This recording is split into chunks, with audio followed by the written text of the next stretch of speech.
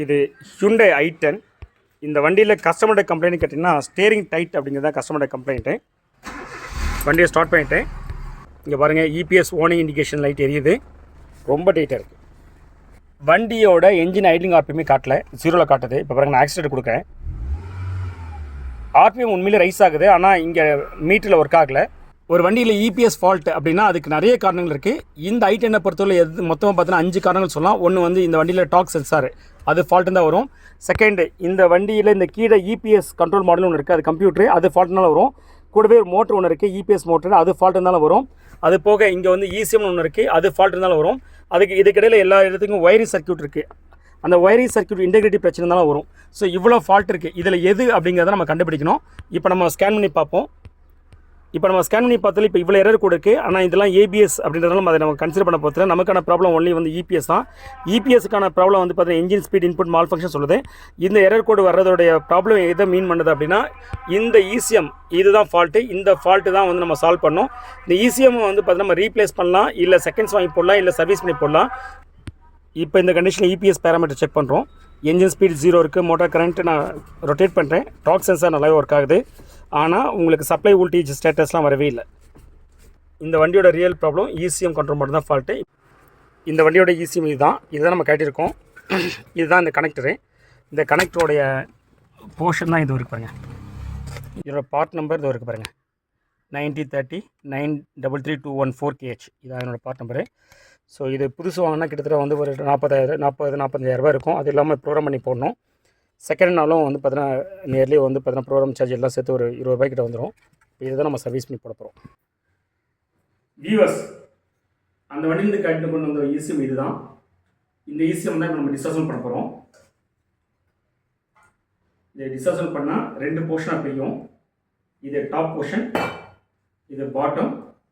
இதுதான் அந்த வண்டியில் இருக்கிற கம்ப்யூட்டர், இல்லை என்ஜின் கண்ட்ரோல் மாடல், இல்லை என்ஜின் கண்ட்ரோல் யூனிட்டு, என்ன வேணால் பேர் சொல்லிக்கலாம்.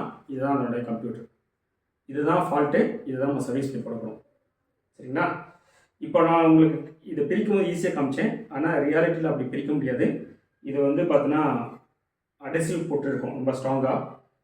ஹாட் ப்ளூ எல்லாம் போட்டு நல்லா ஹீட் பண்ணி அதுக்கப்புறம் இதை கழட்டணும். பொதுவாக இது 100% இந்த போர்டு ஃபால்ட்டுன்னு சொன்னதுக்கப்புறம் தான் இதை பிரிக்கணும். சந்தேகத்தின் பேரில் பிரிக்கக்கூடாது. ஏன்னா இது ஒரு வேளை நீங்கள் அந்த மாதிரிலாம் பிரிச்சிங்கன்னா வந்து நல்லா இருக்க போர்டு வீணாக போயிடலாம். கண்டிப்பாக ஃபால்ட்டுனா அப்போ நீங்கள் பிரித்து பண்ணலாம். ஒன்று ஓகே ஆகிடும், நாட் ஓகே ஆகிடும். ஸோ அதனால் பிரச்சனை இல்லை. ஓகே இருக்க போர்டு பிரிச்சிங்கன்னா சில நேரம் நாட் ஓகே ஆகிறது வாய்ப்பு உண்டு. ஏன்னா இது அந்தளவுக்கு டிஸ்ட்ரக்டிவான ஆக்டிவிட்டீஸு. இது ஒன்று.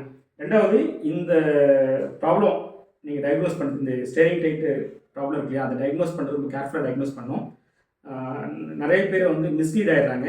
எப்படி மிஸ்லீட் ஆகுறாங்கன்னா, காரை ஸ்கேன் பண்ணி பார்க்குறாங்க.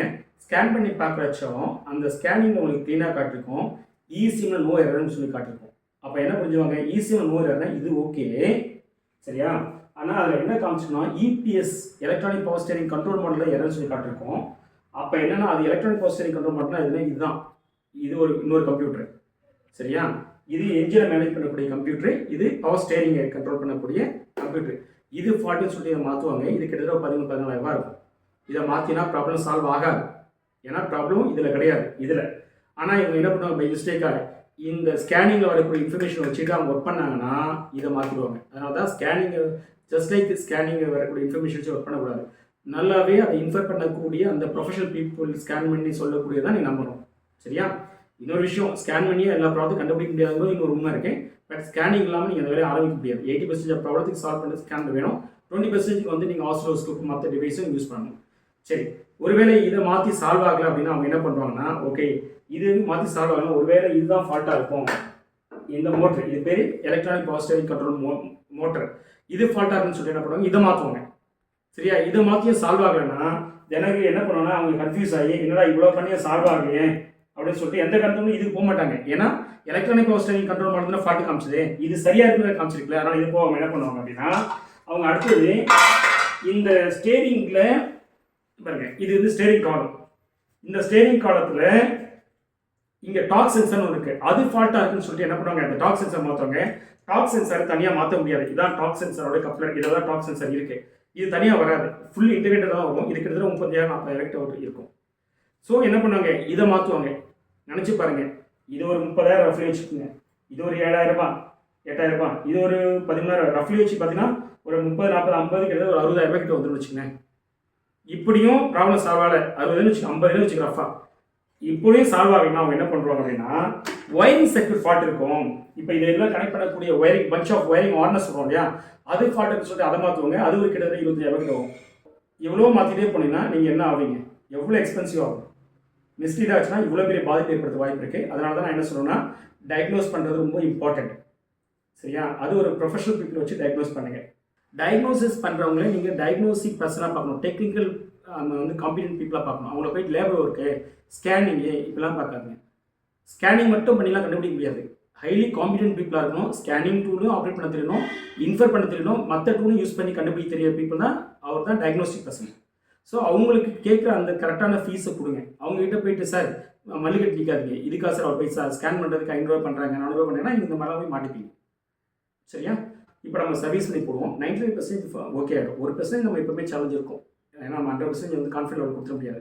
அதான் நம்ம என்ன சொன்னால் 100 ஈஸியும் ரெடி பண்ணுறோம் அப்படின்னா 99 ஈஸியும் ரெடி ஆகிடும். ஒரு ஈஸியும் எப்போச்சும் ரிஸ்க் ஃபேக்டரில் ஓகே ஆக போகலாம் because of the complexity of the failure. சரியா, ஸோ இந்த வண்டியுமே இந்த ஈஸியும் ரெடி ஆகிடும். நான் வந்து பார்த்தீங்கன்னா நான் ட்ரஸ்ட் பண்ணுறேன் 99% கான்ஃபிடன்ட் லெவலில். இதை ரெடி பண்ணிவிட்டு வண்டியில் போட்டு பார்க்கலாம், ப்ராப்ளம் சால்வ் ஆகிடுச்சு. சரியா, ஓகே வியூவர்ஸ் நம்ம சேனலுக்கு நீங்கள் சப்ஸ்கிரைப் பண்ணாமல் இருக்கீங்கன்னா please subscribe and then bell button அழுத்துங்க. ஸோ தட் நான் போடுற வீடியோ உங்களுக்கு அப் டு டேட் வரும். இந்த ஈஸிஎம் நம்ம சர்வீஸ் பண்ணி கொண்டு வந்துட்டு இப்போ நம்ம இதில் ஃபிக்ஸ் பண்ணியிருக்கேன். இப்போ நான் காரில் வந்து பர்மனெண்ட்டாக ஃபிக்ஸ் பண்ணல, அதாவது இங்கே ஃபிக்ஸ் பண்ணணும். நான் இப்போ இங்கே ஃபிக்ஸ் பண்ண போகிறதில்ல, இப்போதைக்கு கனெக்டரில் இப்போ ஃபிக்ஸ் பண்ணியிருக்கேன். எதுக்காக அப்படின்னா இது ஓகே அப்படின்னா எடுத்து இதில் ஃபிக்ஸ் பண்ணிடலாம். சப்போஸ் நாட் ஓகேனா திரும்ப நான் ஒர்க் பண்ண வேண்டியிருக்கும். அதுக்காக தான் நான் என்ன பண்ணுறேன், இப்போது கனெக்டரில் மட்டும் கனெக்ட் பண்ணியிருக்கேன். இப்போ ஓகேவான்னு செக் பண்ணிடுறேன். இப்போது ஒரு நிமிஷம், இப்போ நான் இக்னிஷன் ஆன் பண்ணுறேன். இக்னிஷன் ஆன் பண்ணிட்டேன். இப்போ ஸ்டார்ட் பண்ணுறேன். வண்டியை ஸ்டார்ட் பண்ணிவிட்டு இங்கே பாருங்கள் ஆர்பிஎம் ஒர்க் ஆகுது. சரிங்களா, இபிஎஸ் வார்னிங் எரியுதான்னு பார்த்தா இபிஎஸ் வார்னிங் இண்டிகேஷன் சரியில்லை. இப்போ நம்ம ஸ்டேரிங் ரொட்டேட் பண்ணி பார்க்கலாம். பக்காவாக ரெடி ஆச்சு.